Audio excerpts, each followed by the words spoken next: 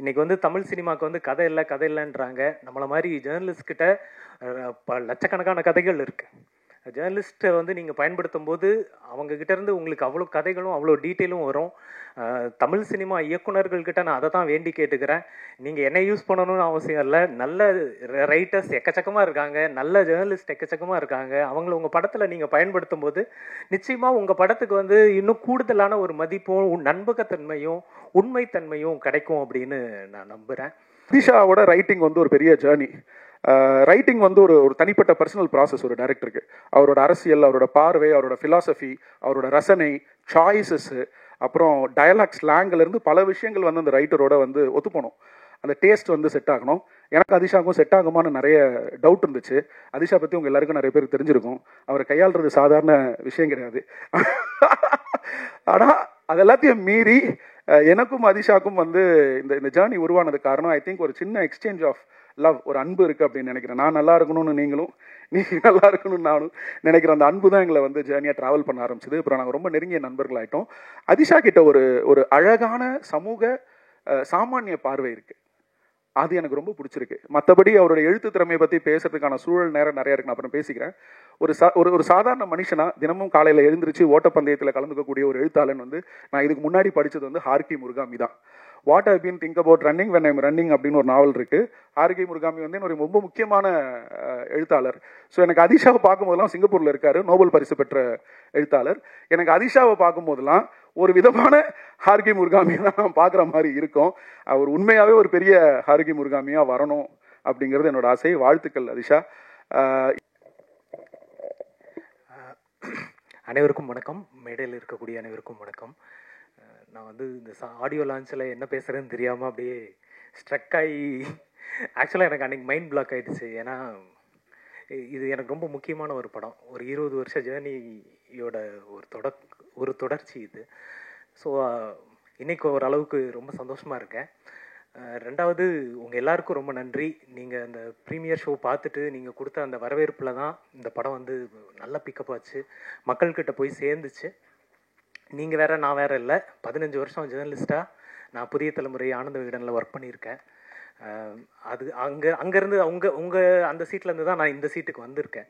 So உங்களுடைய support வந்து எனக்கு ரொம்ப மனசுக்கு நெருக்கமாக இருந்தது. உங்கள் எல்லாருக்கும் ரொம்ப ரொம்ப ரொம்ப நன்றி. அந்த 15 வருட இந்த ஜேர்னலிஸ்ட் ஒர்க்கு தான் வந்து இந்த படத்துக்கு வந்து எழுத எனக்கு வந்து ரொம்ப ஹெல்ப் பண்ணுச்சு. அது இந்த படத்தில் இருக்கக்கூடிய எல்லாமே உண்மையான விஷயங்களை வச்சு தான் நாங்கள் எழுதினோம். என்னோட குருநாதர் வந்து எப்பவும் சொல்லுவார், புனைவில் வந்து எவ்வளவுக்கு எவ்வளோ உண்மை இருக்கோ அந்தளவுக்கு அது வெற்றி பெறும் அப்படின்னு. இந்த புனைவில் 90% உண்மை இருக்குது. ஒரு 10% தான் இதில் வந்து புனைவு அப்படிங்கிறதே இருக்கும். எல்லாருமே எங்கிட்ட கேட்டாங்க, இதெல்லாம் உண்மையா, நிஜமாவே இந்த மாதிரிலாம் நடக்குமா, குழந்தைய கடத்தி கொண்டு போய் பணக்காரங்களுக்கு விற்பாங்களா அப்படின்னு. நேற்று சேலத்தில் ஒரு 6 பேர் கொண்ட ஒரு நெட்வொர்க்கை வந்து அரெஸ்ட் பண்ணியிருக்காங்க. இந்த மாதிரி குழந்தைங்களை வந்து கடத்தி, பச்சை குழந்தைங்களை கடத்தி பணக்காரங்களுக்கு விற்கக்கூடிய இவங்களை வந்து நேற்று கடத்தியிருக்காங்க. அதுதான் நம்ம படத்தில் நம்ம காட்டப்பட்ட அந்த விஷயத்துக்கான அந்த உண்மை அப்படிங்கிறது தான். ஏன்னா நாங்கள் வந்து ஒவ்வொரு விஷயமுமே, அந்த பாட்டி வந்து இன்றைக்கி எல்லாராலையும் கொண்டாடப்படுறாங்க. அந்த சாத்தூர் விஜயலட்சுமி அப்படிங்கிற அந்த நடிகை வந்து அவங்க அவ்வளோ பிரமாதமாக நடிச்சிருந்தாங்க. அந்த கேரக்டர் வந்து ஒரு ரியல் லைஃப் கேரக்டர். அவங்க ரியல் லைஃப் கேரக்டர்னால் கடத்துறவங்க கிடையாது. நான் வந்து சினிமாவில் முதல்ல ஒரு படம் பண்ணேன். அதுக்கப்புறம் ஒரு பெரிய பிரேக்கு. எனக்கு அடுத்து பட வாய்ப்புகள் கிடைக்கல. எனக்கு கிடைச்ச அனுபவங்களும் சரியில்லைன்னு நான் விட்டுட்டு வெளியேறிட்டேன். சினிமாவே வேண்டாம், இனிமேல் சினிமாவே வேலைக்காகுதுன்னு நான் வேலைக்கு போயிட்டேன் திரும்பியும். அங்கே நான் வந்து சந்தித்த ஒரு அம்மா வந்து டெய்லியும் எங்கள் ஆஃபீஸ்க்கு இந்த மாதிரி எடுத்துகிட்டு வருவாங்க. முறுக்கு, சீடை, அதிரசம் அப்படின்னு கொண்டு வருவாங்க. அந்த கேரக்டரை மனசில் வச்சு தான் நான் அந்த கேரக்டரே நாங்கள் உருவாக்கணும். அப்போ அந்த உண்மையான ஒரு கேரக்டர் வந்து ஸ்க்ரீனில் வரும்போது ஆடியன்ஸ் வந்து டக்குன்னு அது வந்து எடுத்துக்கிறாங்க. ப்ளஸ் நாங்கள் அது கூட இதை ஆட் பண்ணோம்னா, எக்மோர் ஹாஸ்பிட்டல்லையும் கோசா ஹாஸ்பிட்டல்லையும் தொடர்ச்சியாக கட்டப்பையில் தான் வந்து குழந்தைங்களை வந்து கடத்துவாங்க அப்படின்னு நான் ரிப்போர்ட் பண்ணியிருக்கேன். அந்த ரிப்போர்ட் அடிப்படையில் தான் அந்த கேரக்டரை வந்து நாங்கள் உருவாக்கணும். அப்புறம் அண்ணன் போஸ் வெங்கட் இருக்காரு, அவரோட கேரக்டர் வந்து ஒரு இடத்துல விசாரணை பண்ணுவாங்க. விசாரணை பண்ணும்போது அவரோட ஃபேமிலியை வச்சு பேசுவாங்க. அது வந்து ஆட்டோ சங்கரோட மரண வாக்குமூலம் அப்படின்னு ஒரு புக் இருக்குது. அதில் வந்து ஆட்டோ சங்கர் சொல்லியிருப்பார், அவரை வந்து அவர்கிட்ட இருந்து உண்மையை வாங்குறதுக்கு அவங்க போலீஸ் வந்து அதை தான் பயன்படுத்தியிருப்பாங்க. அவங்க ஃபேமிலி வந்து பக்கத்து ரூமில் வச்சுட்டு இவங்க வந்து பேசுவாங்க. பேசும்போது அவர் வந்து எல்லா உண்மையும் சொல்லிடுவார்.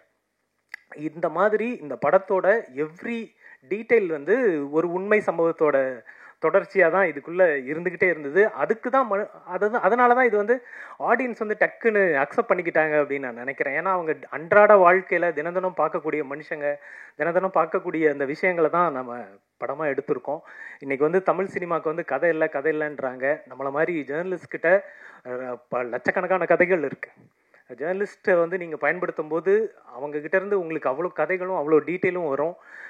தமிழ் சினிமா இயக்குநர்கள்கிட்ட நான் அதை தான் வேண்டி கேட்டுக்கிறேன். நீங்கள் என்ன யூஸ் பண்ணணும்னு அவசியம் இல்லை. நல்ல ரைட்டர்ஸ் எக்கச்சக்கமாக இருக்காங்க, நல்ல ஜேர்னலிஸ்ட் எக்கச்சக்கமாக இருக்காங்க. அவங்கள உங்கள் படத்தில் நீங்கள் பயன்படுத்தும் போது நிச்சயமாக உங்கள் படத்துக்கு வந்து இன்னும் கூடுதலான ஒரு மதிப்பும் நம்பகத்தன்மையும் உண்மைத்தன்மையும் கிடைக்கும் அப்படின்னு நான் நம்புகிறேன். அப்புறம் நெல்சன் சார், அவரு தான் என்னை வந்து தேடி கண்டுபிடிச்சு கூட்டிகிட்டு வந்து எழுத வச்சாரு. நான் வேண்டாம், என்னை விட்டுருங்க, சினிமாவுக்கு எனக்கு செட் ஆகாது, என்னை விட்டுருங்கன்னு.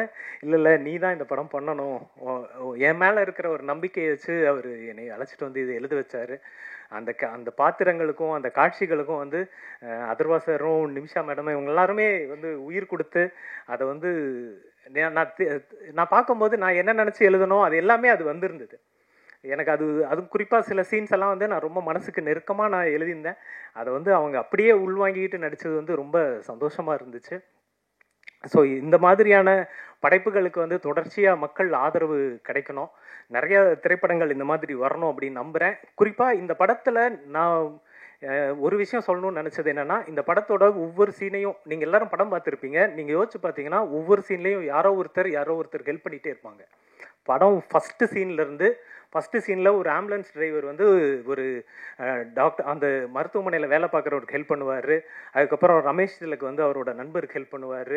அப்படின்னு படத்தில் ஏதோ ஒரு கேரக்டர் இன்னொரு கேரக்டருக்கு உதவி செஞ்சுக்கிட்டே இருக்கும். அந்த உதவி அப்படிங்கிறது எப்போ வணிகமாவோ உள்நோக்கம் கொண்டதாவோ ஒரு சுயநலமானதாவோ மாறுதோ அப்பெல்லாம் வந்து அது கிரைமாக மாறுது.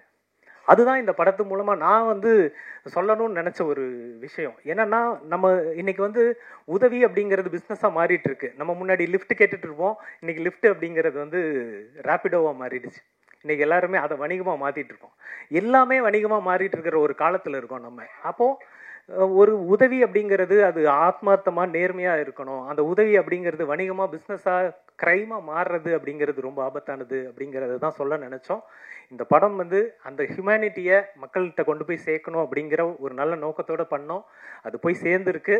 ஸோ உங்கள் எல்லாருக்கும் ஒரு பத்திரிகையாளனா ரொம்ப நன்றி.